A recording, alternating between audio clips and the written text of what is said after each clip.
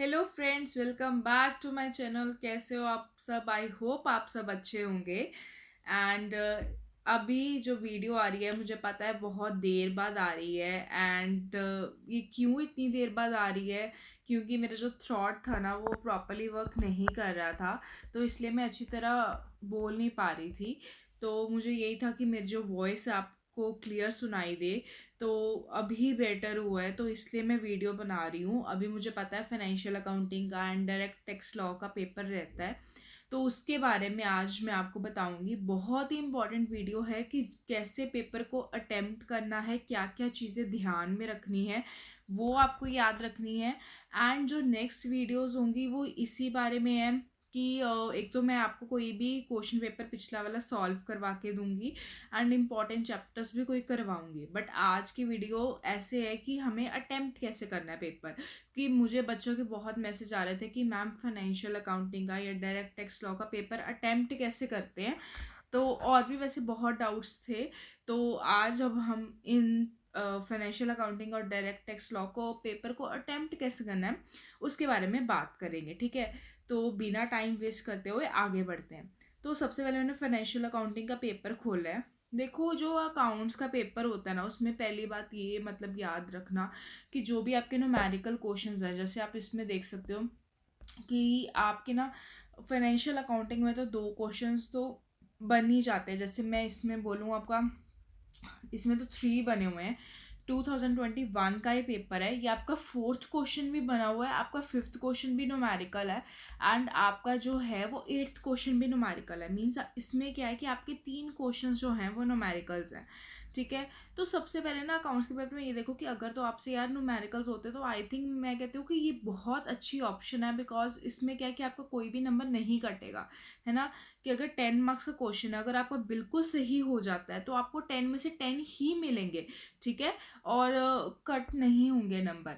But अगर आप क्या है कि थ्योरी की तरफ जाते हो, तो उसमें क्या है कि आपके कट होंगे नंबर पूरे, आपको कभी भी नंबर नहीं मिल सकते। आपको अगर बहुत अच्छा भी लिखा है तो 8 9 मिल जाएंगे, बट कभी भी आपको 10 नहीं मिलेंगे। तो जो भी बच्चे चाहते हैं कि हमारे यार अच्छे नंबर आए, तो प्लीज़ मैं तो कहती हूँ ट्राई करो कि न्यूमेरिकल्स ही करो। बट बाई चांस मैं तो कहती हूँ, होता है कई बार होता है कि हमें ये न्यूमेरिकल नहीं आता है, तो यस आपके पास ऑप्शंस तो फिर है ही है कि आपने मतलब थ्योरी का जो है वो करना है। तो सबसे पहले क्या ऑप्शन है कि आपको क्या करना है, न्यूमेरिकल्स करने हैं। मैं लिख देती हूँ साथ साथ में।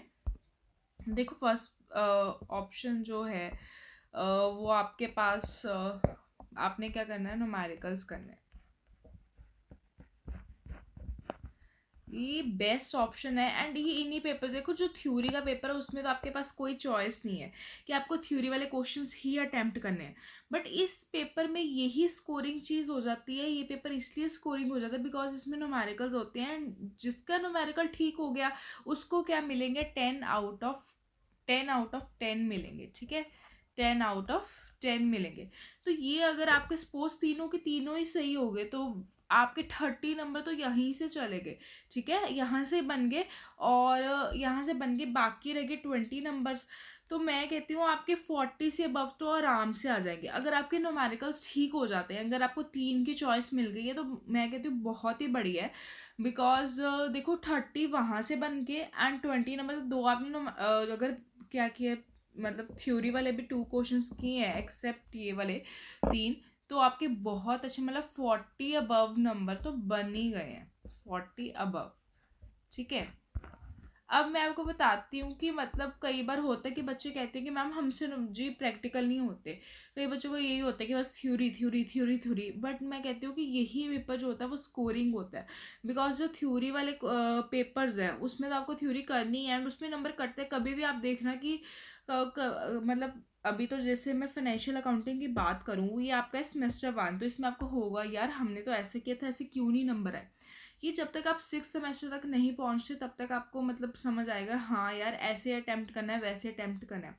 तो वो भी मैं अपना एक मतलब लाऊंगी कि आंसर कैसे लिखना है। बट पहली चीज़ आपको ये समझ आ गई है कि मतलब हमने न्यूमेरिकल्स करने हैं। बट मैम ये कैसे कि अगर हमें आते ही नहीं है। बट मैं कहती हूँ कि अगर 3 है तो कम से कम आप 2 तो करो। हो सकता है कि थर्ड वाला मैं मान सकती हूँ, कई बार होता है कि मुश्किल आ गया या हमें ही नहीं समझ आ रहा कि करना कैसे है ना। तो नहीं समझ में आ रहा, एंड हमने 2 की हैं, तो वेल एंड गुड कि 2 तो की हैं, 20 नंबर तो सिक्योर हो गए हैं। अब जो अब आपके पास ऑप्शंस है कि आपने अब क्या करना है कि थ्योरेटिकल पोर्शन पे आना है। तो आपके पास क्वेश्चंस तो बहुत दिए गए हैं, जैसे फर्स्ट क्वेश्चन दिया गया है, ठीक है, first question nature and limitations है, नोट्स हैं सेकंड क्वेश्चन में, थर्ड क्वेश्चन में अकाउंटिंग ट्रीटमेंट है। मैंने आपको हमेशा हर वीडियो में बोला कि क्वेश्चन की सिलेक्शन करना एक ना बहुत इंपॉर्टेंट चीज़ हो जाती है। कि जैसे अब हमने अगर 2 क्वेश्चंस किए हैं तो हमने 3 क्वेश्चंस और करने हैं, बिकॉज टोटल हमने 5 क्वेश्चंस करने हैं।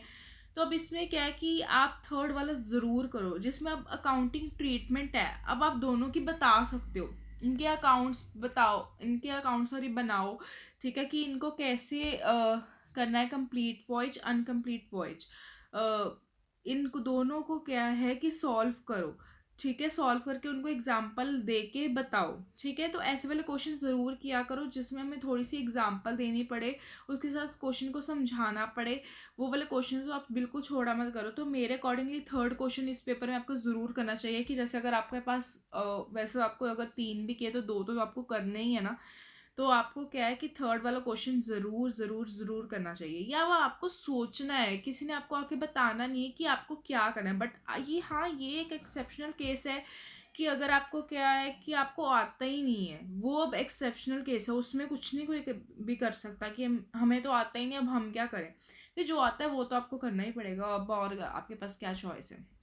अब जैसे मैं 7th की बात करूँ, 7th क्वेश्चन भी डिपार्टमेंटल अकाउंट्स का, ठीक है।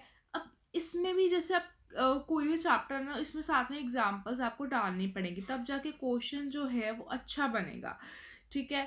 तो ऐसे वाले ज़रूर क्वेश्चन अगर 3 कर रहे हो ना, उसमें थर्ड और 7th जो क्वेश्चन है मेरे अकॉर्डिंगली आप लोगों को करना चाहिए।